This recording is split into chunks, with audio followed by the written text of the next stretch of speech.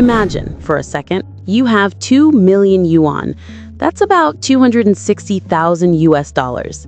You could buy a decent car. You could put a down payment on a house. Or, if you have completely lost your mind, you could buy a plastic doll.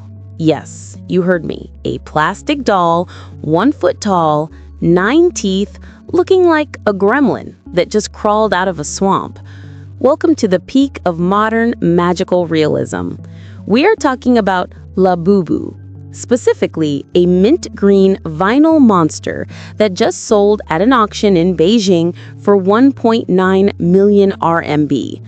That is not a typo. That is the sound of a gavel smashing your understanding of economics into a million little pieces. And the man behind this madness? Wang Ning, a millennial born in the late 80s. Because of these plastic toys, his net worth has strapped itself to a rocket and blasted to over 20 billion US dollars. He literally kicked the pig king of China, a tycoon who made his fortune in actual agriculture, off the throne of the richest man in the province. Think about that irony. The man feeding the nation got dethroned by a man selling useless plastic figurines. If Martin Scorsese saw this, he'd have to rewrite The Wolf of Wall Street. Leonardo DiCaprio wouldn't be throwing lobsters, he'd be throwing blind boxes. We'd have to call it The Wolf of Pop Mart. Let's go back to the crime scene, that auction in Beijing. A mystery buyer raises a hand, bang, 1.9 million for a toy that 5 years ago was selling on secondhand apps for the price of a sandwich. That is a 20,000-fold increase in 5 years. Even the crypto bros are looking at this and bowing down in respect.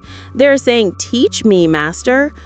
Now, I know what you're thinking. You want to slam the table and scream, "It's just plastic. It just collects dust." But capital doesn't care about your logic. Capital just slapped you in the face with a wad of cash. Pop Mart's market value has hit levels that make Disney look cheap. A price-to-earnings ratio of 100? That's not investment, that's hallucination. But here is the real secret. Pop Mart isn't selling toys. They have turned human weakness into an assembly line. Inside those little blind boxes, they have packed 3 layers of psychological traps designed to harvest you like a ripe crop. Layer 1, the gambler's fallacy. The odds of getting a hidden edition is 1 in 144. It's a casino for people who think they're too smart for casinos. I heard about an office worker in Shanghai who spent nearly $1,000 in 3 months just chasing a secret doll. That's not a hobby, that's an addiction.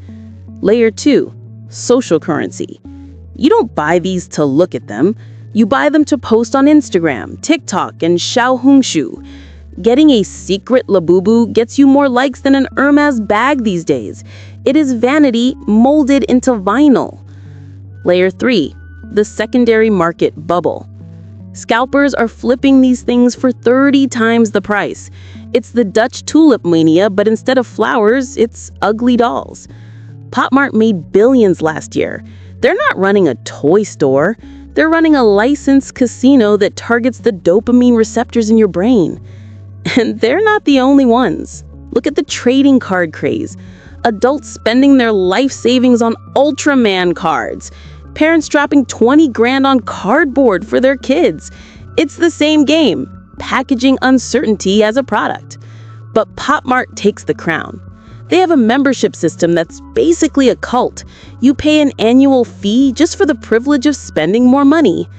It's not consumerism anymore, it's tithing to the Church of Plastic. And this insanity has gone global. In Thailand, people are queuing up at 3 a.m. with dark circles under their eyes. In London, they're fighting in stores. Pop Mart is even price gouging the international market, selling toys in Europe for 3 times the price in China. Finally, a Chinese company harvesting international leaks. The tables have turned. But let's look under the hood. The engine is sputtering. Production has skyrocketed, but quality control has driven off a cliff.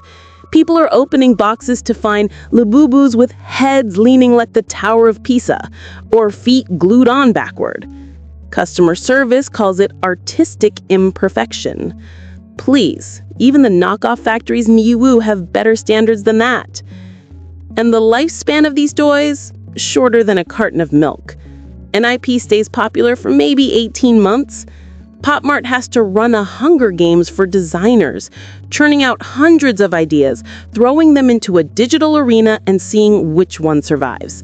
It's ruthless. The smart money is already running for the exit.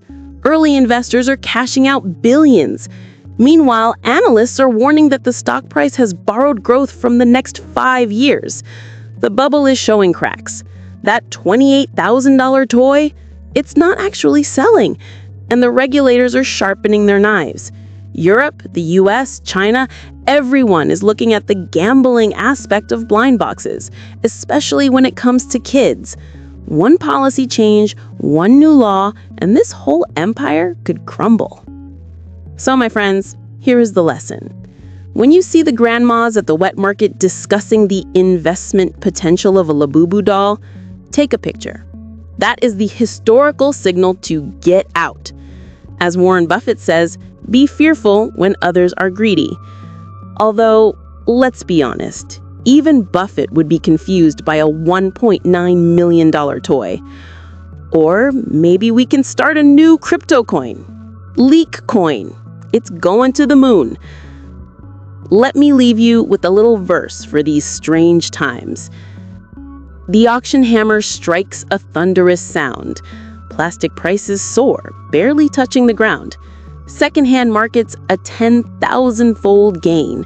Harvesting suckers, causing financial pain. The richest man smiles on his throne made of toys, while the blind box creates such a deafening noise. But when the wind changes and the bubble does pop, who will be left holding the junk from the shop? That's all for today's episode. Thank you for watching and listening to the madness of the market. See you next time.